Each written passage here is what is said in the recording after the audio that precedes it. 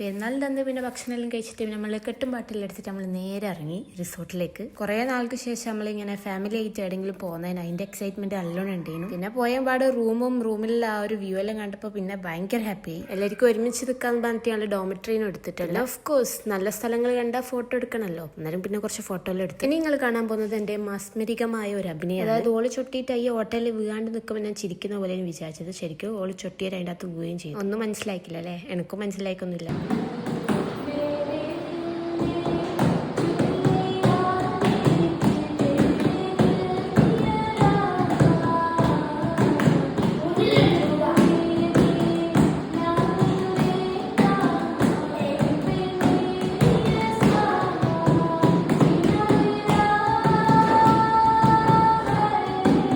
പിന്നെ കുറച്ച് അന്തം വിട്ട മുട്ടിപ്പാട്ട് പാടി പിന്നെ ഗെയിം കളിക്കുന്ന സ്ഥലത്ത് നിന്ന് ഇറങ്ങി. എന്നിട്ട് പിന്നെ വൈകുന്നേരം ആ ഒരു ടൈം വരെ നല്ല സൺസെറ്റും കാണാൻ പറ്റി.